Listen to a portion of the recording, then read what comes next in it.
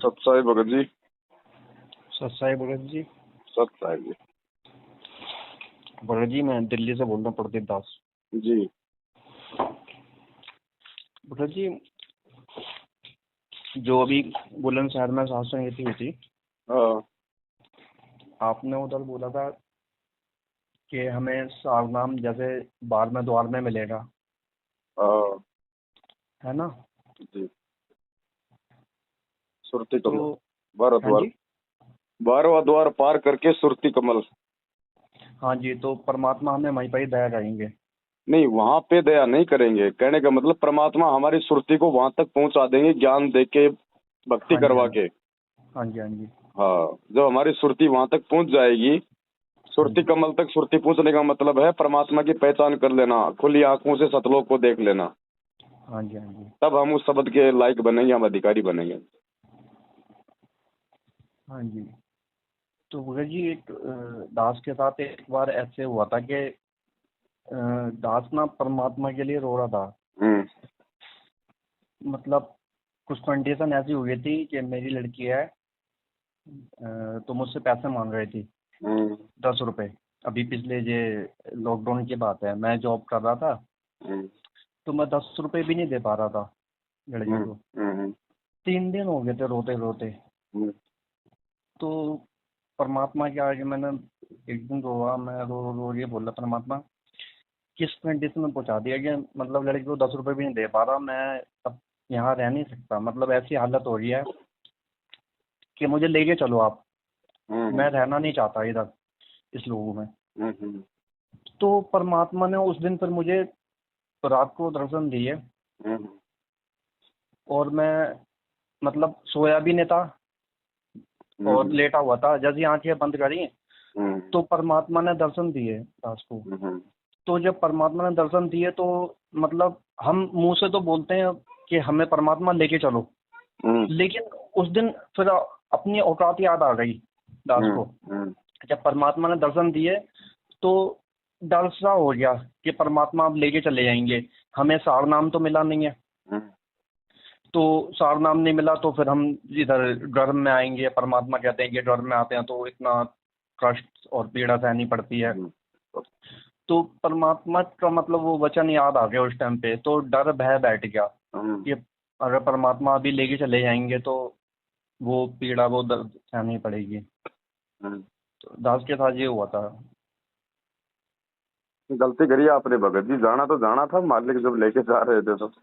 हाँ जी भगत जी, यही तो मैं कह रहा हूँ। उस दिन आपका जब ये बुलंदशहर में आपने बोला ना कि ऐसे बार में द्वार में, तो वो बाद में फिर याद आया। मैंने क्या बताओ कितनी बड़ी गलती कर दी मुझ नीच ने कि मैं उस दिन रो रहा था परमात्मा के लिए, और परमात्मा ने उस दिन दर्शन दे दिया मुझ नीच को रात को ही। मतलब क्योंकि 3 दिन हो गए थे रोते रोते, मतलब सोचते सोचते, तो उस दिन मैं तीसरे दिन रोने लग गया कि परमात्मा मैं इधर रहना ही नहीं चाहता, और मैं बहुत परेशान हो गया हूँ कि मतलब 10 रुपए नहीं दे पा रहा, ऐसी बुरी हालत हो रही है, क्या फायदा है ऐसा जी कि मुझे लेके चलो यहाँ से, मुझे नहीं रहना। तो उसी रात को परमात्मा ने दर्शन दे दिया, और जो दर्शन दिए थे ना, वो स्वरूप परमात्मा का देखा था दास ने। इतना मतलब युवा और इतना मतलब सुंदर कि बता नहीं सकता मैं। वो नूरी रूप होता है परमात्मा का, जो शब्द रूप होता है ना, हाँ जी, हाँ जी, हाँ वो जी, रूप होता है परमात्मा का वो। हाँ जी पुत्र जी। बहुत मतलब उस टाइम तो डर बैठा, लेकिन बाद में फिर सोचा कि मैंने कितनी बड़ी गलती कर दी। और उसके बाद रजी फिर दास के साथ ऐसा हुआ कि 3 दिन तक ना, कुछ दिन के बाद 3 दिन तक काल का शायद शायद काल का दाव होगा, दास समझ नहीं पा रहा।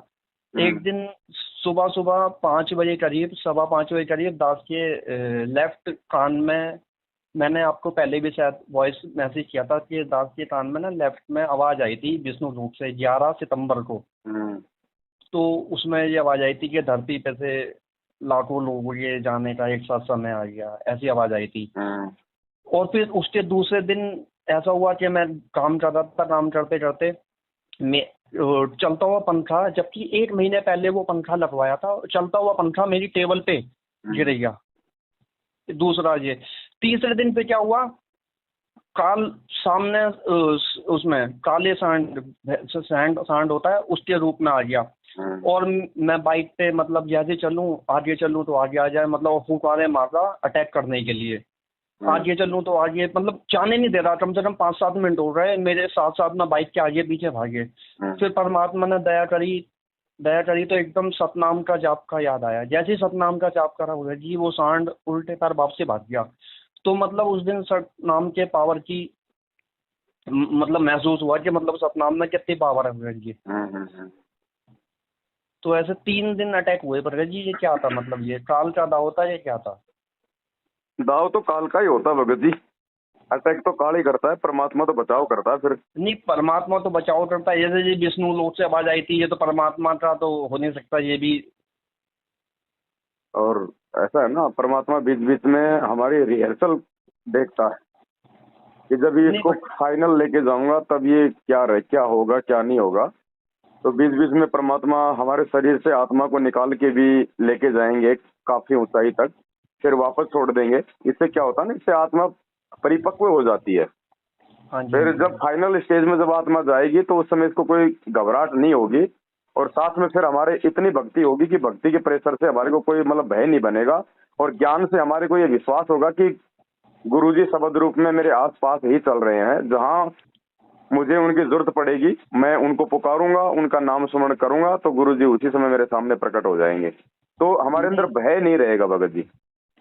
हाँ जी, हाँ जी। नहीं भगत जी, ये तो क्या दास के साथ है, दास को अनुभव होता रहता है मतलब हर चीज का। परमात्मा रिहर्सल कराते रहते हैं सपनों में भी। और जी। ऐसे ही दास के साथ में दवाइयों को लेके छुड़वाने की परमात्मा की इतना बड़ा चमत्कार था कि दास के एक बार 3 बजे रात को पेट में दर्द हो गया। मैं हॉस्पिटल अकेला चला गया, अकेला इंजेक्शन लगवा दिया, दवाई लेके आ गया। ये कोरोना से पहले की बात है।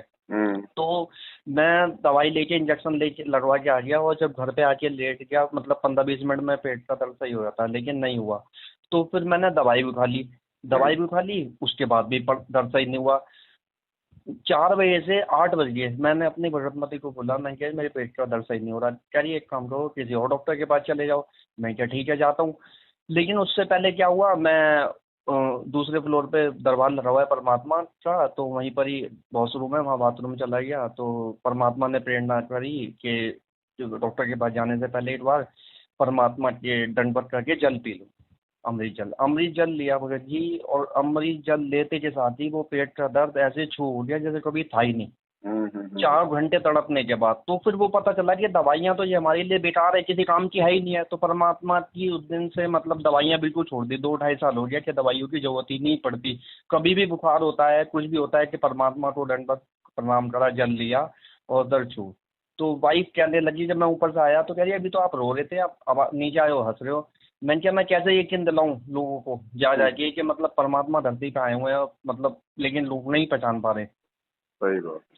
हाँ भैया जी, मतलब रोना भी आता है बहुत कि नहीं समझ पा रहे, मतलब इतना परमात्मा चमत्कार करते रहते हैं और रिहर्सल भी कराते रहते हैं सपनों में। कल भी रात को सपने में क्या हुआ कि ज्ञान चर्चा चल रही कुछ ब्राह्मणों के साथ में, ब्राह्मण लेकिन बात नहीं मान रहे। तो बात नहीं मान रहे, तो फिर उसके बाद फिर एक ही बात बोली कि वो आप बोलते हैं ना, राम किसी को मारे नहीं, मारे तो हत्यारा राम, आप ही मर जाएंगे कर के खोटे काम।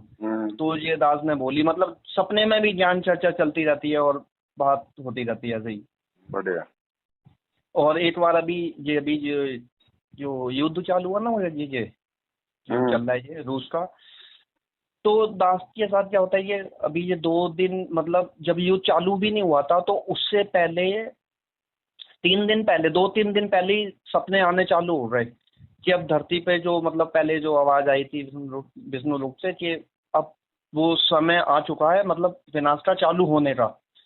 तो 2 दिन पहले वो सपने में आया और 2 दिन के बाद ही युद्ध चालू हो गया। मैंने अपनी भगतमती को बताया कि जो पहले आवाज आई थी ना, वो समय आ चुका, अब चालू होने का युद्ध।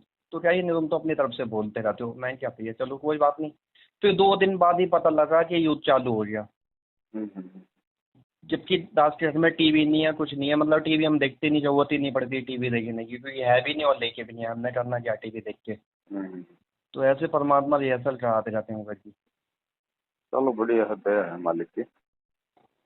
अब भक्ति करेंगे तो भक्ति का रिएक्शन तो होगा ना भगत जी। हाँ जी, हाँ जी। किसी को पहले किसी को बाद में होना तो है ही। चलो ठीक है भगत जी। ठीक है भगत जी, सब साथ है। का है। जय हो बंदी जोड़ की।